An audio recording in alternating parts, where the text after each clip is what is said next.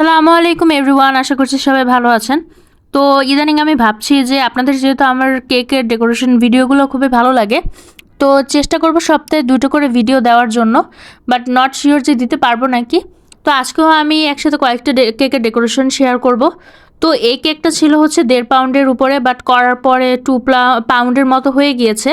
But কিছু করার নেই, সে এই এক্সট্রা হয়ে গেলে কিন্তু আমরা কাস্টমারের কাছে সেটা চার্জ করি না, এটা কাস্টমারকে বলেই দেওয়া হয়। বাট যেই ডেকোরেশন ছিল কেকের, সেই কারণেও আর কি টোটাল 2 পাউন্ডের উপরেই হয়ে গিয়েছে। বাট এই কেকটা করার পরে কিন্তু আমার কাছে খুবই ভালো লেগেছে, কারণ কেকের ডেকোরেশনটা এই টাইপের কেকের ডেকোরেশন করার ইচ্ছে ছিল আমার অনেক আগেই, বাট এখন পর্যন্ত কখনো করিনি। বাট এই প্রথম আর কি করতে পেরেছি, যার জন্য খুবই ভালো লেগেছে। আছে না কি, শুধু কেকের ডেকোরেশন করলে আর কি নিজের কাছে নিজের অনেক ভালো লাগে, এটা আর কি সেরকম একটা। তো আপুর কাছে নাকি আমাকে যে রেফারেন্স পিকটা দিয়েছিল তার থেকেও নাকি বেশি ভালো লেগেছে আমার ডেকোরেশনটা, যার জন্য আলহামদুলিল্লাহ, যে কাস্টমার যখন এরকম রিভিউ দেয় মনটাই কিন্তু খুশি হয়ে যায়।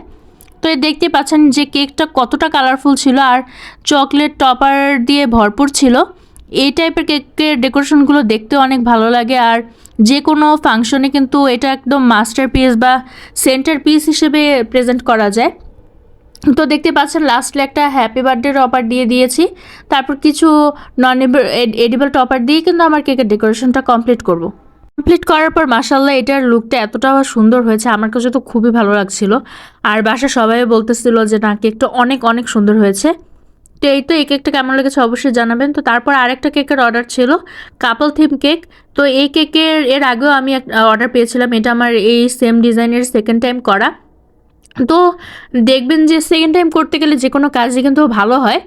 তো বলে না, practice makes a man perfect. তো এটা সেরকমই একটা, প্রথমবার অতটা ভালো হয়নি, সেকেন্ড টাইম আমার করে খুবই ভালো লেগেছে, কারণ প্রথমবার কি কি ভুল হয়েছিল সেটা এবার আমি বুঝতে পেরেছি। প্রথমবারের হচ্ছে আর কি ড্রেসটা বেশি সুন্দর হয়নি, তো এবারের যে ড্রেসটা সেটা বেশি সুন্দর হয়েছিল। আর প্রথমবারে আমি ভুল করেছিলাম যে আমি বোর্ডটা অনেক ছোট নিয়ে ফেলেছিলাম, তো এবারে হচ্ছে বোর্ডটা আমি বড় নিয়েছি, নাহলে কিন্তু ড্রেসটা সুন্দরভাবে ফুটে উঠবে না। তো আমি কিন্তু 2টা নজল দিয়ে ফুল ডেকোরেশনটা কমপ্লিট করেছি। একটা হচ্ছে একদম ছোট্ট স্টার নজল, আর একটা একটু বড় সাইজের 1M নজল, আর রোজ নজলটা তো আলাদা। তো এই তো তারপর হচ্ছে কিছু সুগার পালস অ্যাড করে দিব। এই কেকটা কিন্তু সিম্পলের মধ্যে, বাট দেখতে কিন্তু অনেক গর্জিয়াস।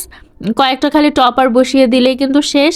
আর রেড হোয়াইটের কম্বিনেশন কিন্তু অনেক ভালো লাগে। তো আপনারাও চাইলে কিন্তু আপনাদের পছন্দের মানুষকে এরকম একটা কেক গিফট করতে পারেন, সেটা অ্যানিভার্সারি হোক বা যে কোনো থিমের উপরেই হোক না কেন।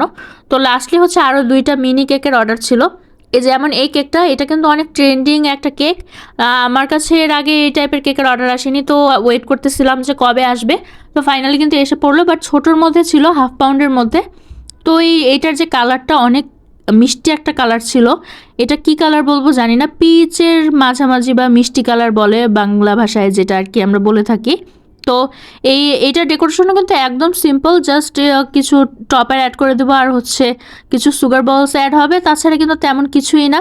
এই তো ভালো করে ফিনিশিং দিয়ে নিচ্ছি, তারপর উপর দিয়ে হচ্ছে একটা ডিজাইন করে দেবো, আর হচ্ছে লাস্টলি বো লাগিয়ে দেবো। এই কেকের মূল অ্যাট্রাকশন কিন্তু এই যে বোটা, এটা কিন্তু নন এডিবল। তো সেটাই আমি হচ্ছে লাগিয়ে দেবো, তারপর হচ্ছে উপরে একটা ক্যান্ডেল যাবে, আর হচ্ছে কিছু সুগার বলস যাবে। তো যে কোনো কেকের ডেকোরেশনের ক্ষেত্রে কিন্তু আপনারা চেষ্টা করবেন যে বোর্ডটাকে ভালো করে ক্লিন করে নিতে, না হলে কিন্তু লুকটা অন্যরকম হয়ে যায়। তো আমি চেষ্টা করি ভালো করে একদম এজেসটা ক্লিন করার জন্য।